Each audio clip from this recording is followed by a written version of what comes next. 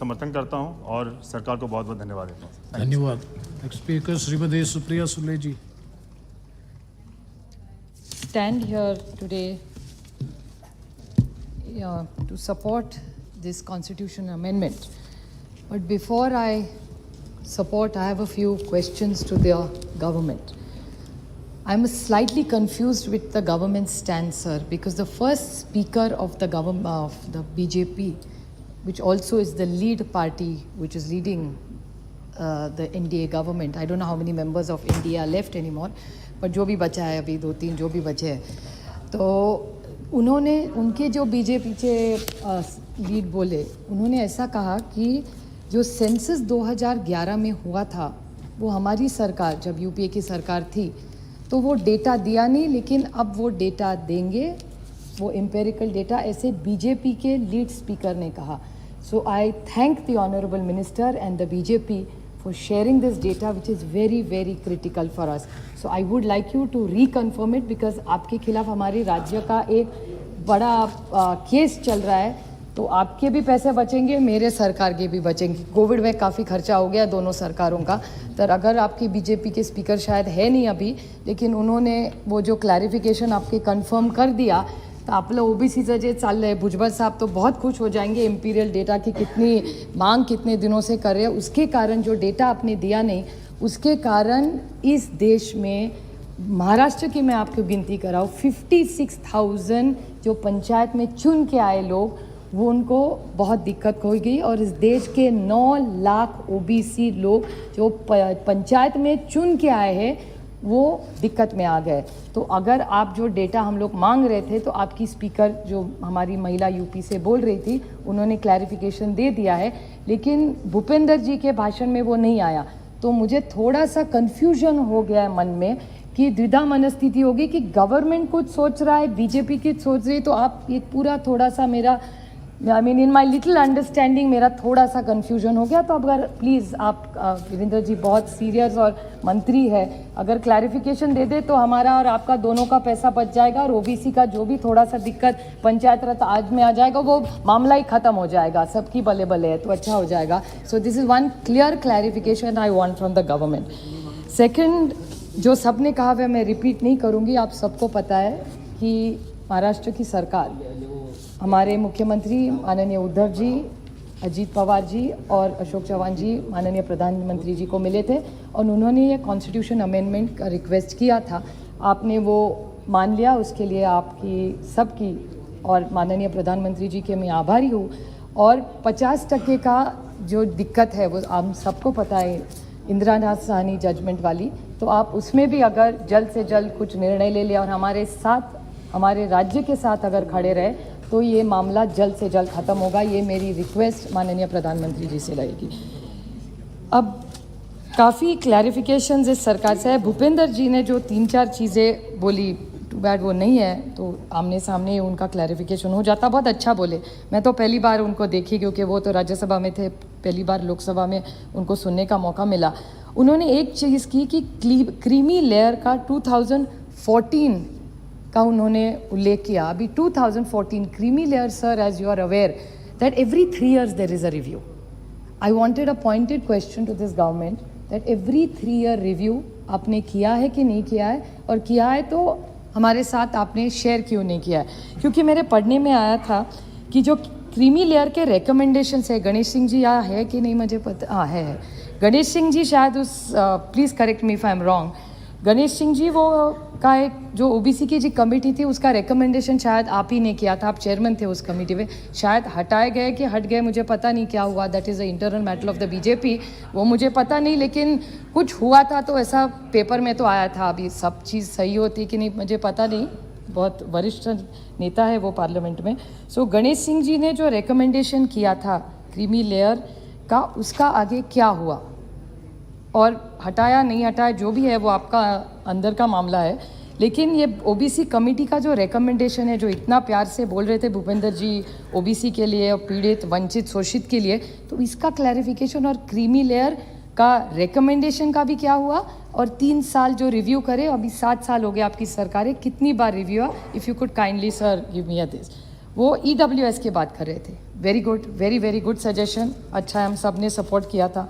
एक रितेश पांडे जी है यहाँ, उन्होंने भी कहा था, उनका ही एक सवाल है पार्लियामेंट में, वो जो EWS वाला है, और वो सवाल मैं टेबल कर सकती हूँ। उसमें ऐसे लिखा है सर कि EWS को that economically backward, what they are giving reservation. Bhupender Yadav ji mentioned about it in his speech.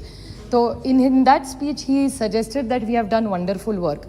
From according to the data of this government, which I can table, I have that question, it is Ritesh Pandey ji's question, that after giving that reservation, government India has no clue what are the social audit of that. They have no clue. Similar question about the tribal outcomes. So no social audit has been done. The lady who spoke first said that she will be sharing, means which I'm presuming is the first speaker, so BJP will give that imperial data to us. So I am completely confused in this debate because I am getting very mixed signals. The whole confusion has started in Maharashtra, sir.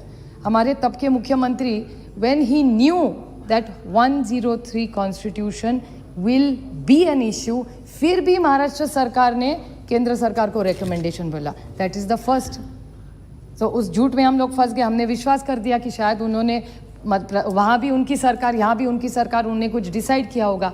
सो महाराष्ट्र में 2018 में मराठा आरक्षण के लिए in one voice one vote the recommendation was sent by the then led BJP government, which was struck down unfortunately because of the mishandling of that government, which is a fact. That's why they are doing this. After the recommendation made, corrections suggested by Honorable Uddhav Thackeray, Ajit Pawar and Ashok Chavan. This is the reality of town today. So this change is only coming because of this intervention with the Prime Minister there. But it is again half-hearted because it will not complete it, because this 50% issue will still be a big problem for us. So how are they going to address this?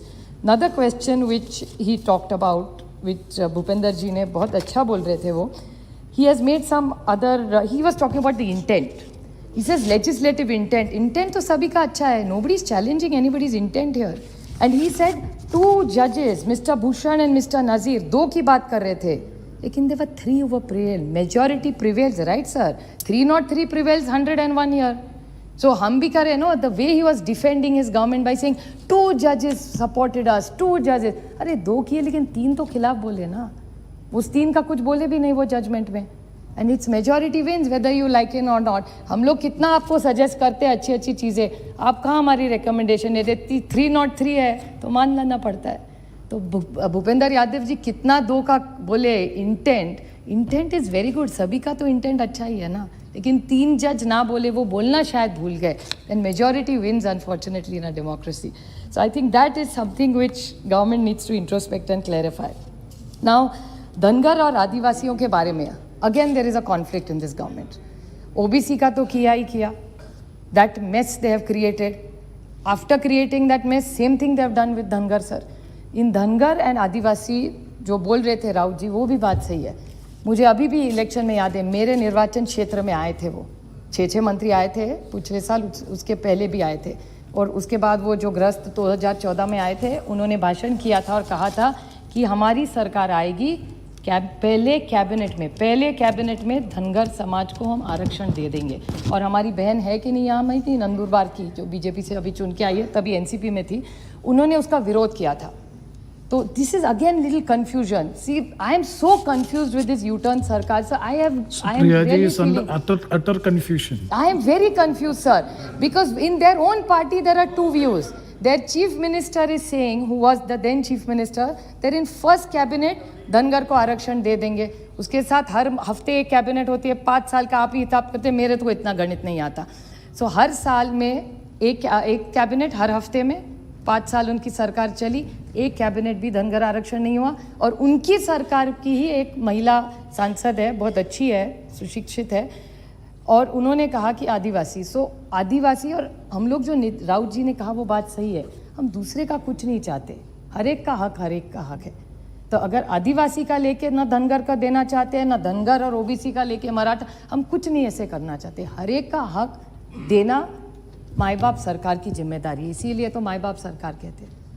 तो मेरी इतनी request इस सरकार को है कि 2 pointed questions, कि empirical data जो आप ही के सांसद ने कहा है कि वो दे देंगे, तो आप कब दे देंगे? नहीं तो हमारे भुजबल साहब बहुत खुश हो जाएंगे, बहुत दिन से रुके हुए हैं सरकार। और माननीय हमारे मुख्यमंत्री जी ने 1 अगस्त को माननीय प्रधानमंत्री जी को भी खत लिखा है कि ये डेटा दे दीजिए, हमारी पूरी ओबीसी का जो रिजर्वेशन है वो दिक्कत में आ गया है। तो वो एक खत, उसका जवाब आप दीजिए। दूसरा, ये जो केस हम हारे हैं उसके लिए आप हमारे साथ खड़े रहिए, और जो भी है पाटीदार है, हरियाणा में होंगे, महाराष्ट्र में होंगे, बहुत सारे लोगों को जो रिजर्वेशन की जो मांग है, सबसे ज़्यादा अच्छे इस देश में कभी आंदोलन हुआ है वो महाराष्ट्र में हुआ है। एक कचरा भी नहीं वहाँ पड़ता था, सब ने देखा है वो मराठा समाज के जो आंदोलन चले, बहुत अच्छे करे। और किसी नेता के भाषण नहीं थे, कोई पॉलिटिकल नहीं था, हर इनके भी पार्टी के लोग उसमें जाते थे, पीछे खड़े रहते थे। It was not a political movement, it was a social movement for the right, for the cause of what they needed. This is not about me because I happen to be in one of those communities. This is not for my child or my brother Ajit Pawar's child. This is for every child who deserves it, and the last mile word that he was using. Thank you. This last mile which this government is so pained for, I would request this last mile efforts that this government is going कि ये आरक्षण में महाराष्ट्र सरकार को ये 50% gap में मदद करे। और इतनी लास्ट माइल की इनको चिंता है तो और 2 चीज़ भी मांग लूँ, इतने दिन में बोलने का समय नहीं मिला, कि जो पेट्रोल डीजल के प्राइस बढ़ गए वो लास्ट माइल के लिए वो भी थोड़े से कम दीजिए, थोड़ी महंगाई कम हो जाएगी। लास्ट माइल की बात आप ही करते हैं।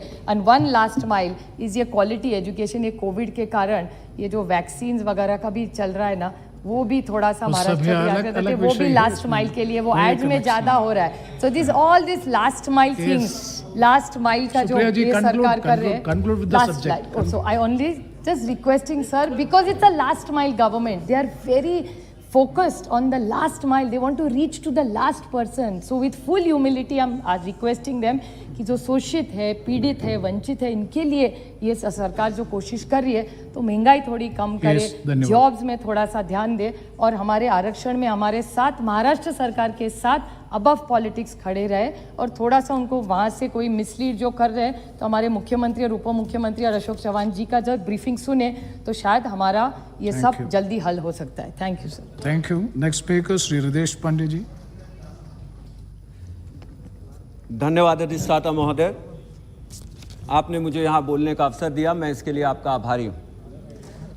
बहन कुमारी मायावती जी और बहुजन समाज पार्टी ओबीसी वर्गों को अपना अभिन्न अंग मानती है और बीएसपी इन वर्गों के उत्थान के लिए पूरे जी जान से समर्पित है। इसी सोच के तहत संविधान के 127वें संशोधन बिल जो राज्य सरकारों द्वारा ओबीसी के पहचान करने और इनकी सूची बनाने के अधिकार देती है, इस बिल का पुरजोर समर्थन बहुजन समाज पार्टी करती है।